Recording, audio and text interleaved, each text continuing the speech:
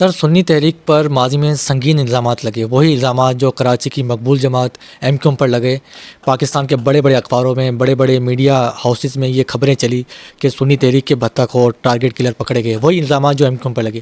اس بارے میں آپ کا کیا کہنا ہے؟ کیا وہ ان کارکنان کا انفرادی فعل تھا یا پھر یہ تنظیم کی جانب سے کچھ اس طرح کا؟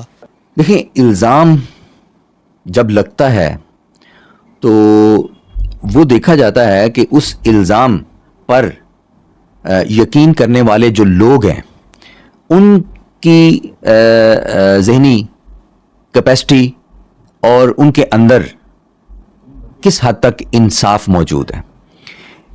الزام لگانے والا وہ صحیح بھی ہو سکتا ہے اور غلط بھی ہو سکتا ہے۔ یہاں پر جو جس کو گرانا چاہتا ہے، جو جس کو کمزور کرنا چاہتا ہے، اس سے متعلق لوگوں کا ذہن وہ متزلزل کرتا ہے۔ آج پیسہ دولت ایسی چیز ہے، آپ کچھ بھی کسی کے خلاف وہ کر سکتے ہیں۔ یہاں پر جو جینون بتہ خور تھے، انہوں نے اپنے جتنی بھی مخالف جماعتیں تھیں ان پر یہ الزام لگانے کے لیے باقاعدہ منظم سازشوں کو تیار کیا۔ ہر جماعت کے خلاف چونکہ ان کے پاس اقتدار تھا، کراچی کا بالخصوص، انہوں نے تھانوں میں ایف آئی آرز جعلی رجسٹرڈ کروائیں تاکہ کبھی بھی جب ہمارے اوپر یہ الزام وہ ہائی لائٹ ہو تو یہ جماعتیں بھی اس الزام کا مرتکب قرار پائیں۔ یہی ہوا۔ ماضی میں جب سپریم کورٹ نے ایکشن لیا اور انہوں نے سروے کیا تو انہوں نے انہی جو ایف آئی آرز تھیں اس ریکارڈ کے پیش نظر ایم کیو ایم کے ساتھ 6 جماعتوں کو اور نام لے کے کہا کہ یہ بھی اس میں ملوث ہیں۔ اس کا مطلب یہ ہوا کہ ان کی سازش یہ کامیاب ہو گئی کہ ہماری جو بتہ خوری ہے وہ لوگوں کے ذہنوں میں وہ ڈاؤٹ میں آ جائے۔ سر، سنی تحریک منظر عام سے کہاں غائب ہو گئی؟ وہ اسٹریٹ پاور، وہ نشتر پارک میں اتنے بڑے بڑے جلسے، آپ سنی تحریک کے زوال کی بنیادی وجہ کیا سمجھتے ہیں؟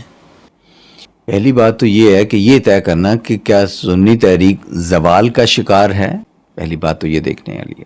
نشتر پارک کے پروگرام بالکل ہمارا جو 2023 کا ٹائم تھا اور اس سے پیچھے چلے جائیں 5-6 سال، 7 سال یا 10 سال، تنظیم کا مورال وہ کچھ ڈاؤن ہوا، لیکن الحمدللہ 2024 کے اندر ہم نے 4 سال کے بعد ایک عظیم الشان نشتر پارک میں پروگرام کیا اور اپنی طاقت کا مظاہرہ کیا۔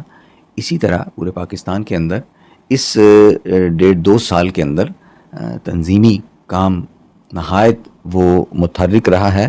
باقی آپ کے سوال کا تعلق تھوڑا سا فطرت سے بھی تعلق رکھتا ہے۔ ہمارے موجودہ معاشرے کا یہ ایک ذہن سوچ ہے کہ ہم چڑھتے سورج کو سلام کرتے ہیں، تو اور ہمارے ذہنوں کی عوامی سطح پر وہ دیر پا نہیں ہے، ہم جلدی سے تبدیلی چاہ رہے ہوتے ہیں۔ پاکستان سنی تحریک الحمدللہ 1990 سے کام کر رہی ہے، تو اس لیے کہتے ہیں کہ اتار چڑھاؤ یہ تنظیموں کا حصہ ہوا کرتا ہے۔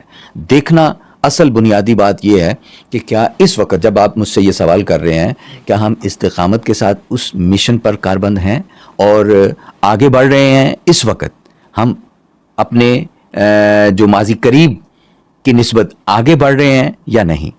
تو الحمدللہ یہ عیاں ہے اور ثابت ہے کہ تیزی کے ساتھ ہم اپنا سفر دوبارہ آگے کی طرف وہ جاری رکھے ہوئے۔